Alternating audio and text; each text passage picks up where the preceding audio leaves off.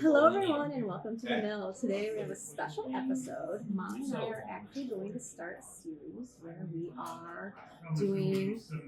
we're having guest ambassadors on or other major Stonemaier fans. If you remember from last year, this is Jen. Hello. And every time we do one of these, we are going to just focus on one Stonemaier game. We were kind of inspired by Jamie's Sunday sit-downs with ambassadors, and thought it'd be cool to have them on our show too. So today we are talking about one of Jen's favorite Stonemaier games, Euphoria. Jen, I'll let you talk about this copy. So this is Euphoria. This is actually a copy of the original Kickstarter, so it is not the same one that you would get if you were to go just buy it on the shelf today. But I still really recommend it. It's a beautiful game. It's got great wooden pieces. You've got different types of resources for each of the four factions. It's a really cool worker placement game. If you like your dice or your workers, that's Cool. yes. You can put Put them this down right here, so now you can see us a little bit better. So what we're going to do in these is for, I don't know, maybe 10, 15 minutes, we're just going to talk about different aspects of Euphoria, either whether some fun stories that have come out of it, different parts that make it unique, that maybe we enjoy, and we're just going to go from there, kind of Stonemaier geek out for a little bit. So what's your favorite part of Euphoria, Jen? I mean, I feel like from the mechanics answer, the actual gameplay, I should say the dice as workers, because I'm a big fan of any game that uses your dice as your workers. But I think my favorite thing about Euphoria is actually the way the theme is tied throughout the whole game. And I think that's a really cool part. It actually ties into like the dice as workers, because Euphoria, if you're not familiar with the setting, which is a completely made up setting from Jamie and Alan, Euphoria is a wonderful city where absolutely everything is perfect and nothing is dystopian whatsoever. There are just four factions and they each control one resource, which obviously they produce and share abundantly with everyone else, and no one ever goes in need. But there's one particular mechanic where the pips on your dice represent that worker's intelligence. And if you put multiple workers in a space together, you add their intelligence together to figure out what the outcome is going to be. So just one worker on his own doesn't produce a lot, but he doesn't come up with any dangerous ideas about the quality of his lifestyle. Versus if you have a lot of workers together and that collective intelligence starts getting higher, suddenly some of them might come back to you with thoughts like, Euphoria is not actually so great. And if your workers' collective intelligence ever exceeds a minimum of or a maximum rather of 16, one of your workers, the smartest of your workers, just straight up leaves. He's like, hey, Euphoria stinks. And you can legit lose your workers because they got too smart. Your workers realize that they are getting a terrible deal and they will just take off. I say I love that thematic aspect to it, and I always love something with different factions, and you can kind of tell like some of them are a little bit better at different parts, and different areas of the board. So it's that unique spin on worker placement. Where depending on which faction you're playing, you might be better at building one type of commodity or one type of marketplace. I think it's really fun too, the way it ties in that each faction produces something. You've got food, water, electricity, and bliss, which is drugs. Little green clouds that make you happy. But the water and the electricity get you more workers because you can either electrocute your workers into working for you, or you can waterboard them into working for you. But then on the other hand, the other two factions, their food and their bliss, that's what you use to keep your workers happy. And so the main idea is like, how do you keep your workers happy and dumb?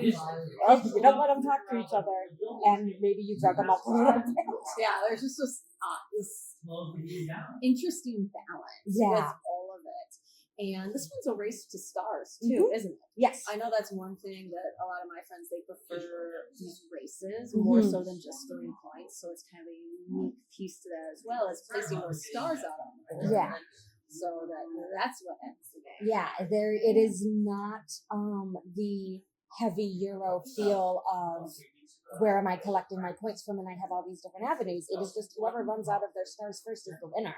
Yep. But within that, like there's so many different pathways to placing your stars that it does have a nice chunky feel and you can strategize like turns out. But I also really love like turns are so fast. You just place your worker and go, and you can go around the table in under a minute if everybody knows what they're doing. So it doesn't feel like you're bogged down. So Jen and I are actually at a board game convention. You saw her in our video last year. We were at the same board game convention, an awesome convention called Gaming Hoopla in Mundelein, Illinois. And you are running an I event on did. this? I ran Euphoria earlier today because Hoopla has a little mini tournament inside the convention. And the theme this year is Hoopla in the city. It's all city games. And so I ran Euphoria and between two cities. But that's for another That's a different episode. That's really cool. Do you have any, just for people, because Jamie often says he thinks this is the hardest one to teach. What's kind of your opinion on that? I agree. It is hard to teach.